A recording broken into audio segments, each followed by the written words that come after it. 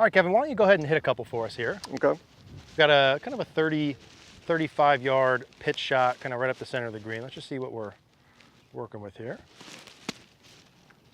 Yeah, that's pretty typical. Okay. So you get a lot of those. And, you know, in this sticky Bermuda grass, really critical that we take care of a few things, okay? So what I noticed with you, Kevin, first thing was you had the handle. Go ahead and set up for me. I'll put another golf ball here for you.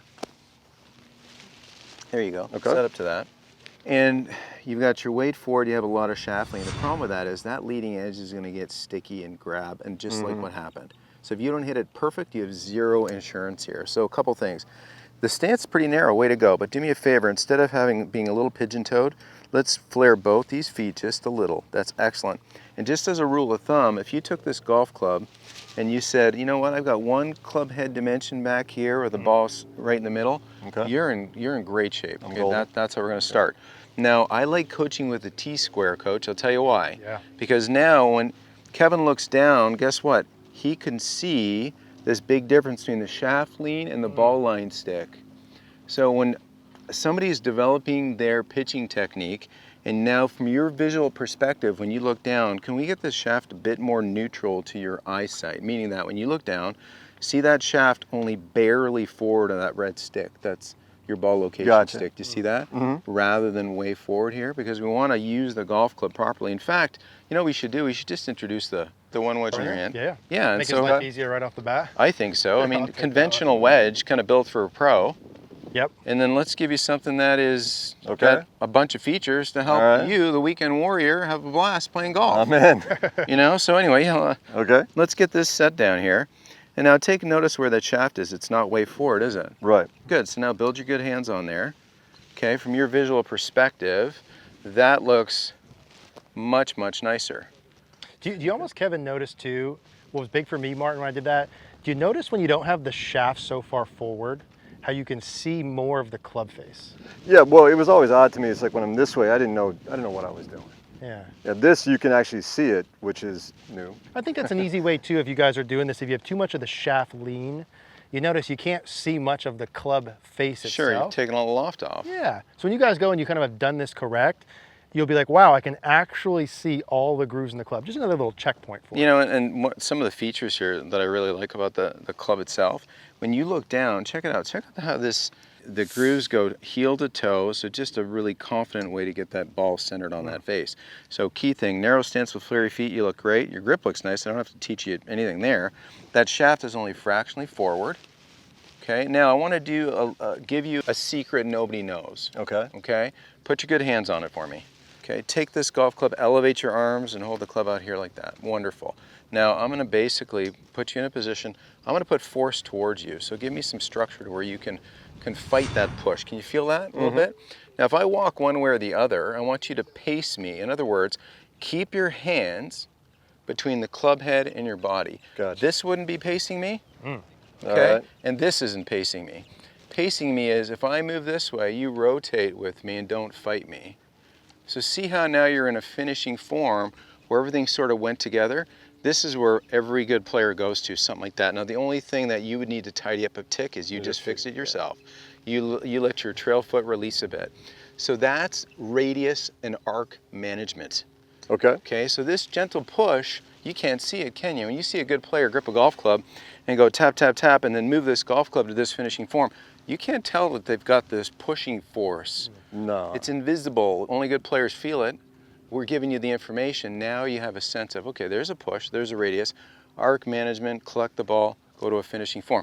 Coach, what else do you want to add? Yeah, I think one thing outside of some of the videos that we've talked about before that we saw with Kevin was specifically where his weight and the hips would finish during the follow through. Right. And so one of the pieces, you know, when you hit behind the ball, certainly where your body is in space is going to, you know, dictate part of it. Like Kevin, if you take a normal setup, go ahead and know where you feel normal.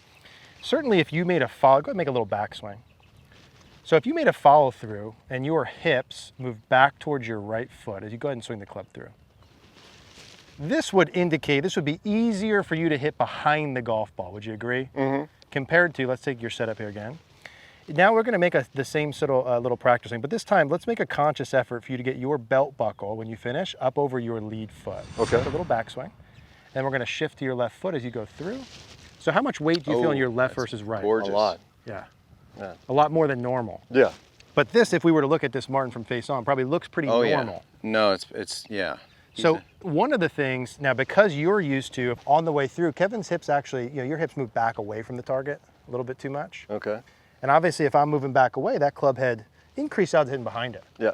So now if we can hit behind it, or let's say we have weight moving back, combined with a club where your hands are too far forward with the ball back, and you don't have a lot of forgiveness, you were getting kind of in danger zone there. Right. Right. We're stacking the odds against you, my friend. Yeah. Yeah. Okay. So I think as Martin would teach someone to relocate and rotate into the follow through, one of those pieces certainly is going to be where his hips and weight are. Oh, 100%. Right, into the follow through. No, for sure. So narrow stance, flary feet, fantastic. Now give me that club back up here one more time. Okay, feel that gentle sense of push. Now I want you to feel like the ground, I'm backing my hand away from you a little bit. That's how you tap, tap, tap, tap, tap to find that radius height for where the grass and the ball are resting, okay? Okay. And now this motion, here's an arc. If I push on you, and then I turn, and you're pacing me, there you go. There's a great looking finishing form. Now if I do that down here, you have to hip hinge to get down to the golf ball. So here's finding that radius. See how that gives you a bit more structure in those arms? Tap, tap, tap. And you're gonna take that and find that perfect radius right here. Tap, tap, tap. Take a look at your finishing, at your target with the intent of, can we energize this just enough to arrive, rotated, relocated in this place where my coach, George Knudsen, get those hips a bit more forward where Eric's pushing you right there. Awesome. Up. He'd come over, and all the kids, he'd take the club and push back on us like this. So we knew that we had to have this structure post-impact, because George would walk the line with the kids. He'd have his cigarette, casually walk along. Billy was here, I was there, and he would just make sure that we could all have that rotated finishing form. Right. And so if we were elbows buckle or wristy, we couldn't do that, could we? That's cool. So the sense of transporting the club to this finishing form, so coach would come and push the club toward us, and not to where we're reaching crazy anything, nothing like that. Just this managing the arc and managing the radius while we rotated, relocated, and stood up a little bit. 100%. Okay. I think, Kevin, let me hop in there just for a real quick one before you hit another one. And if you could just go just to the right, I'm going to give you this old silly wedge you had. When I get into the follow through, I'm just going to hit one. I want you to look at where my hips finish. Yes. And my lower body. So if I do this correctly and I get into a finish position, where do you see my hips relative to my feet? Yeah, forward on top of his left foot. But if I didn't say anything about that, you would just be like, oh, that looks pretty normal. Right. Right?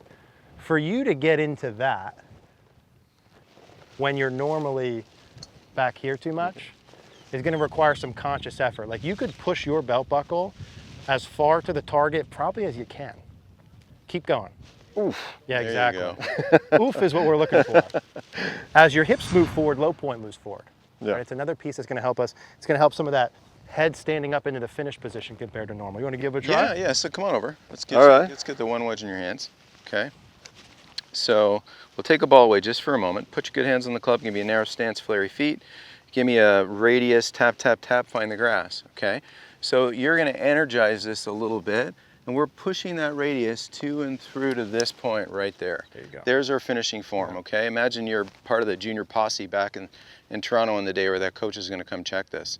So rhythmically, can we go to this place?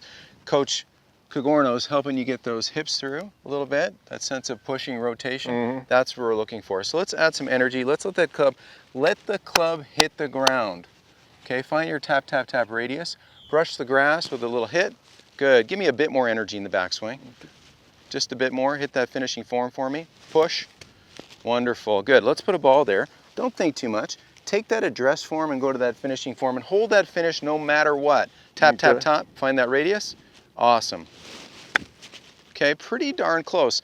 I like it. So we mishit it a little bit, but did you notice it didn't stick in the ground? Right. Yeah. It wasn't an embarrassing, oh, it went 2 feet kind of thing. Well, I didn't take a huge divot either. Exactly, Yeah. because now you didn't, I was maybe mishit a little bit, you got away with it. That's what we're looking for. We're looking for a technique that gives us insurance, that we don't have to be perfect. And you got a golf club Right. that gives you that insurance. Yeah, it was Give us one more. a little easier to swing. You know it. Okay, put your good hands on there, right? And the sense is we need just a little bit more momentum here, and then this finishing form. There you go, beautiful. And I'm gonna come check, okay? So that's where you're going, show me. Okay. Take a look where you're going, back to the ball, and go. Come on, Kevin. Oh, Oof. That was beautiful. A bit more than we needed, right? Yeah. But the perfect strike. That felt good. Okay, that's somebody who's transporting a radius that gathers up a golf ball into a finishing form. And that's what we're looking for, Coach. That was that great. felt really good. That was really good. I think good team effort there. Very well. Thank you. So if you guys have similar issues to what Kevin has, where you have the contact issues, specifically those chunk ones in front, obviously the technique plays a big role. Okay, you have to move correctly. But gosh, the club you have in your hands also plays a huge role. So if you have something that doesn't have a lot of forgiveness, consider using the one wedge. Again, paired with really good technique, you're going to get those great shots as well.